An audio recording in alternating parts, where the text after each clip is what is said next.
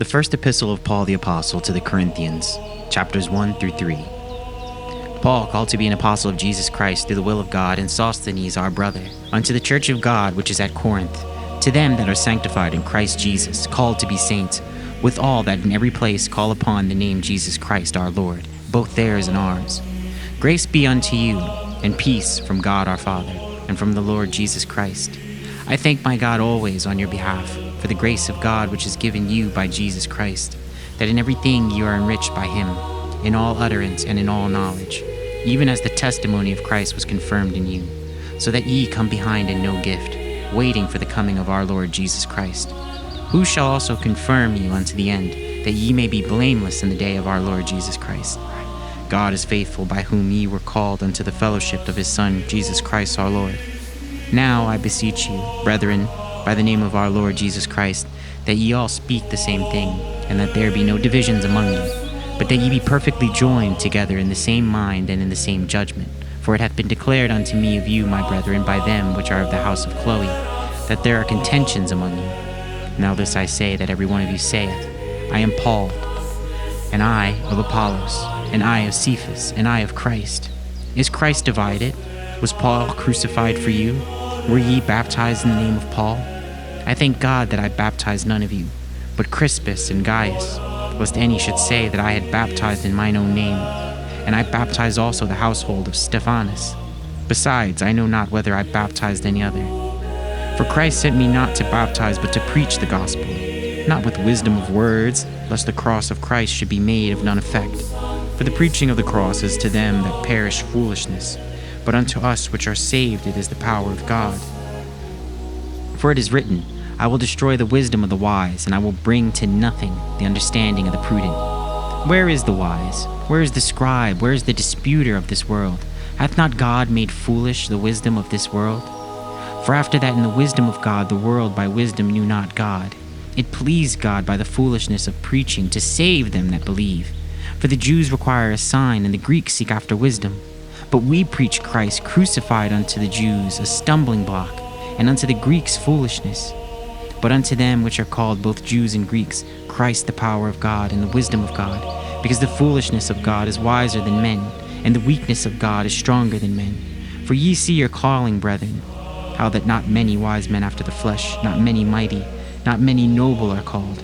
But God hath chosen the foolish things of the world to confound the wise, and God hath chosen the weak things of the world to confound the things which are mighty. And base things of the world, and things which are despised, hath God chosen, yea, and things which are not, to bring to naught things that are, that no flesh should glory in his presence. But of him are ye in Christ Jesus, who of God is made unto us wisdom and righteousness and sanctification and redemption, that according as it is written, he that glorifieth, let him glory in the Lord.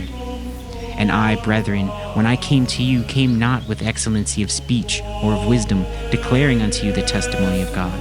For I determined not to know anything among you, save Jesus Christ and him crucified. And I was with you in weakness, and in fear, and in much trembling. And my speech and my preaching was not with enticing words of man's wisdom, but in demonstration of the Spirit and power, that your faith should not stand in the wisdom of men, but in the power of God. Howbeit we speak wisdom among them that are perfect, yet not the wisdom of this world, nor the princes of this world that come to naught. But we speak the wisdom of God in a mystery, even the hidden wisdom, which God ordained before the world unto our glory, which none of the princes of this world knew, for had they known it, they would not have crucified the Lord of glory. But as it is written, eye hath not seen, nor ear heard, neither have entered into the heart of man the things which God hath prepared for them that love him. But God hath revealed them unto us by his Spirit. For the Spirit searcheth all things, yea, the deep things of God.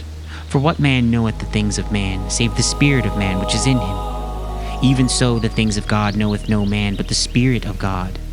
Now we have received not the spirit of the world, but the Spirit which is of God, that we might know the things that are freely given to us of God. Which things also we speak, not in the words which man's wisdom teacheth, but which the Holy Ghost teacheth, comparing spiritual things with spiritual. But the natural man receiveth not the things of the Spirit of God, for they are foolishness unto him, neither can he know them, because they are spiritually discerned. But he that is spiritual judgeth all things, yet he himself is judged of no man. For who hath known the mind of the Lord, that he may instruct him? But we have the mind of Christ. And I, brethren, could not speak unto you as unto spiritual, but as unto carnal, even as unto babes in Christ. I have fed you with milk, and not with meat. For hitherto ye were not able to bear it, neither yet now are ye able. For ye are yet carnal. For whereas there is among you envying and strife and divisions, are ye not carnal, and walk as men? For while one saith, I am of Paul, and another, I am of Apollos, are ye not carnal? Who then is Paul, and who is Apollos? But ministers by whom ye believed, even as the Lord gave to every man. I have planted, Apollos watered, but God gave the increase. So then neither is he that planteth anything, neither he that watereth, but God that giveth the increase. Now he that planteth and he that watereth are one, and every man shall receive his own reward according to his own labor. For we are laborers together with God. Ye are God's husbandry, ye are God's building. According to the grace of God which is given unto me, as a wise master builder, I have laid the foundation, and another buildeth thereon. But let every man take heed how he buildeth thereupon. For other foundation can no man lay than that is laid, which is Jesus Christ. Now if any man build upon this foundation gold, silver, precious stones, wood, hay, stubble, every man's work shall be made manifest. For the day shall declare it, because it shall be revealed by fire, and the fire shall try every man's work of what sort it is. If any man's work abide which he hath built thereupon, he shall receive a reward. If any man's work shall be burned, he shall suffer loss, but he himself shall be saved, yet so as by fire. Know ye not that ye are the temple of God, and that the Spirit of God dwelleth in you? If any man defile the temple of God, him shall God destroy, for the temple of God is holy, which temple ye are. Let no man deceive himself. If any man among you seemeth to be wise in this world, let him become a fool, that he may be wise. For the wisdom of this world is foolishness with God. For it is written, He taketh the wise in their own craftiness. And again, the Lord knoweth the thoughts of the wise, that they are vain. Therefore let no man glory in men, for all things are yours, whether Paul or Apollos or Cephas, or the world or life or death, or things present or things to come, all are yours, and ye are Christ's, and Christ is God's.